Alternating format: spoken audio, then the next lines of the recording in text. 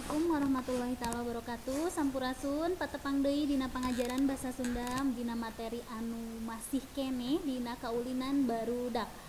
Dina lawungan dinten ayeuna langkung fokus kana ciri-ciri kaulinan barudak di lembur jeung barudak di kota. Sami kaulinan barudak di lembur jeung di kota teh atanapi aya bentenna. Kaina urang guar sasarengan dina ieu lawungan. Samemeh kaulinan komputer barudak leutik di tatar Sunda boga rupa-rupa kaulinan pikeun ngeusi waktu ulin manehna sabada diajar jeung mantuan kolotna. Ieu kaulinan biasana dipaenkeun ku leuwih ti saurang tur ngandelkeun pakakas nu basajan atawa nu geus nyampak gumantung kana wangun kaulinanana. Kaulinan budak lembur mah ngajarkeun yen hirup teh kudu babarengan tur sauyunan. Kaulinan daring dalam jaringan atanapi online games nyaeta kaulinan elektronis nu ngamangfaatkeun jaringan komputer biasana dina jaringan internet nu ngagunakeun teknologi kiwari saperti modem jeung koneksi kabel. Ieu kaulinan biasana disadiakeun pihak perusahaan anu ngokolakeunana mangrupa layanan tambahan nu nyadiakeun jasa online tur bisa diakses langsung ngaliwatan sistem. Ieu kaulinan teh bisa dipaenkeun sacara babarengan ngaliwatan jaringan komputer nu geus ditangtukeun. Kaulinan daring loba jenisna ti mimiti kaulinan basajan nu ngagunakeun teks nepi ka kaulinan nu ngagunakeun grafis kompleks nu ngawangun dunya virtual nu dicicingan kunu ngagunakeunana sacara bareng. Dina kaulinan daring aya dua unsur utama di antarana server jeung klien. Server ngalakukeun administrasi kaulinan nu ngahubungkeun klien atawa nu ngagunakeun eta kaulinan. Kaulinan bihari ngajarkeun budak hirup sauyunan jeung paheyeuk-heyeuk leungeun. Biasana tara leupas ti kakawihan. Sanajan kawihna ngan saukur kawih pondok nu leuwih deukeut kana hariring batan ngawih. Beda jeung kaulinan elektronis anu sifatna nyorangan. Kaulinan barudak bihari mah biasana dipaenkeun ku leuwih ti saurang. Sifat ieu tangtuna mangaruhan pisan sifat budak sacara umum. Kaulinan elektronis ngadidik budak teu kaiket, mahardika atawa independen, ngulik jeung kompetitif. Sawatara jalma boga pamadegan yen ieu teh aya hubunganana jeung sifat barudak dina zaman kiwari. Artina masyarakat kahareup leuwih gede rasa individualisna batan rasa sosialisasina. Dua sifat ieu aya hade jeung gorengna, teu bisa dibedakeun hideung jeung bodasna. Hal ieu tangtuna mangaruhan tantangan pikeun kolot supaya bisa ngawanuhkeun budak kana dunyana. Sangkan budak kahareupna jadi rundayan anu merdeka, kompetitif, ngulik tapi teu egois, tur hade pisan sosialna atanapi hidup babarengan. Tadi dieu tiasa katawis tina dadaran anu tadi yen kaulinan barudak zaman baheula langkung ageung mangpaatna. Naon ageung mangpaatna? Aya olahragana, ya. Aya nyusun strategina kumaha sangkan bisa meunang. Terus aya senina. Aya urang teh kudu paham kana egona batur. Ieu di dieu katawis pisan beda jeung kaulinan barudak zaman ayeuna anu leuwih fokus kana sifat egona masing-masing. Leuwih anteng sorangan main game ya. Aya ku ngariung-ngariungna tapi kabehanana teu ngobrol. Teu aya komunikasi, teu aya kerjasama. Kabehanana anteng sorangan ngulinkeun game online ya. Sedengkeun kaulinan zaman baheula aya sawatara kaulinan anu dimimitian ku kakawihan. Contona lamun dek ucing-ucingan urang teh aya kakawihan kacang panjang anu panjang ucing ya aya kakawihanana.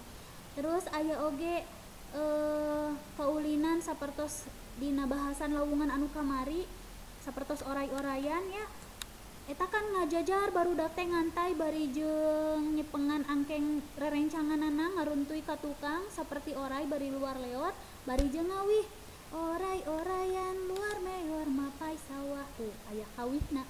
Beda jeung kaulinan barudak zaman kiwari anu langkung individualistis jadi langkung nyorangan, sifatna janten sapertos anu autis asik sendiri eta bentena. Tapi mudah-mudahan di dia tugas sepuh tiasa ngarahkeun budakna sangkan henteu katungkulan teuing ku gadget, sangkan henteu katungkulkeun teuing ku kaulinan game online, tapi diwanuhkeun oge kana kaulinan-kaulinan tradisional zaman baheula anu leuwih ageng mangfaatna tinimbang kaulinan zaman kiwari. Tadi dieu tiasa didadarkeun aya rupa-rupa kaulinan budak lembur. Di dieu rupa-rupana teh diantawisna aya kaulinan anu dibarengan ku kakawihan. Contohna tadi oray-orayan, aya eundek-eundekan ya dina tangkal jambu bari bebarengan bari jeung ngawih. Terus anu kadua sifatna olahraga. Berarti aya aktivitas fisikna, contohna pecle atanapi sondah.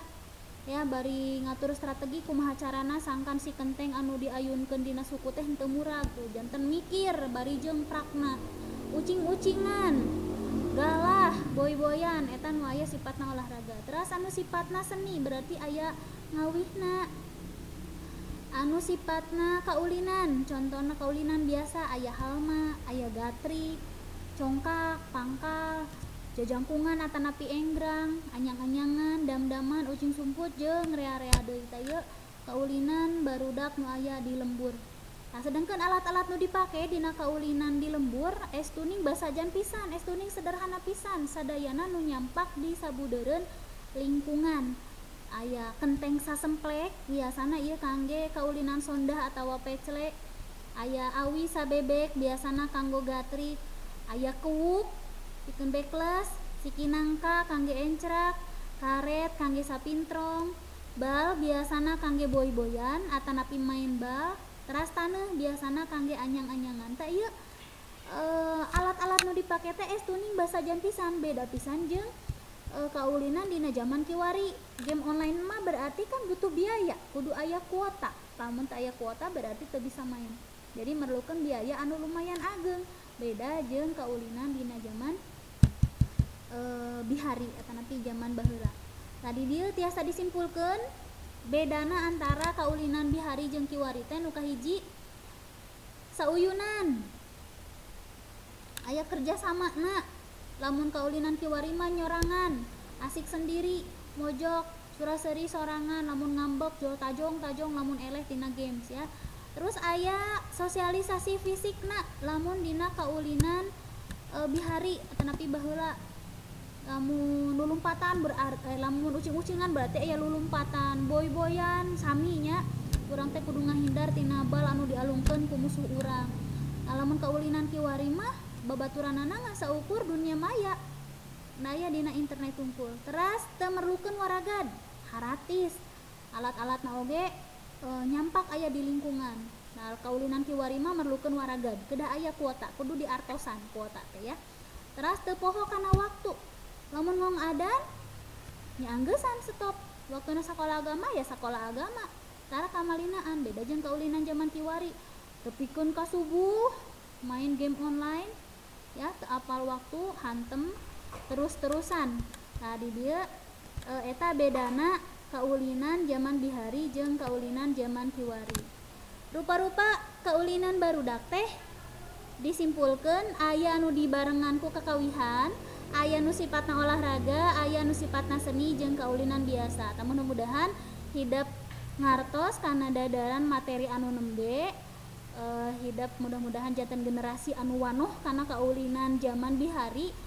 Kulantaran kitu hidup tiasa aya olahragana, aya sosialisasina, ngaraketkeun emosi sareng rerencangan anu sanesna. Sakitu anu tiasa kapihatur dina lobongan dinten ayeuna. Amit mundur amit mungkur. Wassalamualaikum warahmatullahi wabarakatuh.